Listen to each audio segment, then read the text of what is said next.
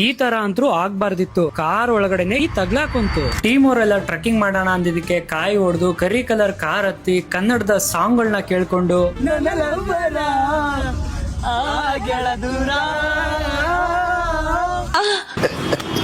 ಕೂರ್ಗ್ ಕಡೆ ನಾವು ಹೊರಟ್ವಿ. ಹೋಗ್ತಾ ದಾರಿಲಿ ಕಟ್ ಮಾಡಿರೋ ರೋಟಿ ಊಟ ಮಾಡ್ಕೊಂಡು ಕೆಫೆ ಕಾಫಿ ಡೇ ನಲ್ಲಿ ಕಾಫಿ ಕೊಡ್ಕೊಂಡು ಬೆಳಗಿನ ಜಾವ ಕೂರ್ಗ್ ನ ರೀಚ್ ಆದ್ವಿ. Good morning.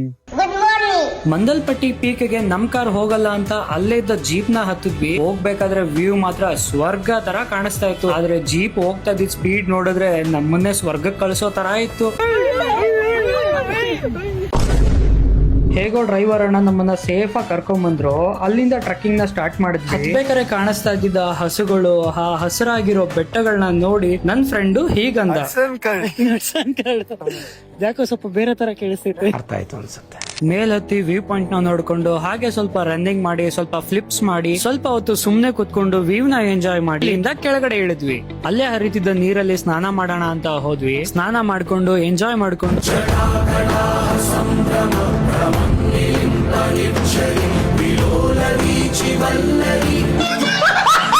ಹಾಗೆ ಸ್ವಲ್ಪ ಪೋಸಿಂಗ್ ಮಾಡಿ ಅಲ್ಲಿಂದ ಆಚೆ ಬಂದ್ವಿ. ಬಂದು ಬಾಗಿಲು ತೆಗೆದ್ರೆ ಬಾಗಿಲು ಓಪನ್ ಆಗಿಲ್ಲ. ಕೇಳಿದ್ರೆ ಕೀನ ಕಾರ್ ಒಳಗಡೆನೆ ಬಿಟ್ಟಿದ್ದೀನಿ ಅಂತ ಚಂದನ್. ಈ ವಿಂಡೋ ಕಂಪ್ಲೀಟ್ ಆಗಿ ಕ್ಲೋಸ್ ಆಗಿರ್ಲಿಲ್ಲ. ಅದ್ರೊಳಗಡೆ ಕಡ್ಡಿ ಹಾಕಿ ಲಾಕ್ ನ ಓಪನ್ ಮಾಡಿದ್ವಿ. ಡೋರ್ ಓಪನ್ ಆಗಿದೆ. ಎಲ್ರು ಮುಗ್ದಲ್ಲಿರೋ ಸಂತೋಷ ನೋಡೋದಕ್ಕೆ 2 ಕಣ್ ಸಾಕಾಗ್ತಿದೆ. ಅಲ್ಲಿಂದ ನಾವು ರೆಡಿಯಾಗಿ ಕರ್ನಾಟಕದಲ್ಲಿರೋ ಚೀನಾಗ್ ಹೋದ್ವಿ. ಈ ಪ್ಲೇಸ್ ಯಾವ್ದು ಅಂತ ಗೊತ್ತಾಗ್ಬೇಕು ಅಂದ್ರೆ ಪಾರ್ಟ್ 2 ಗೆ ವೇಟ್ ಮಾಡಿ.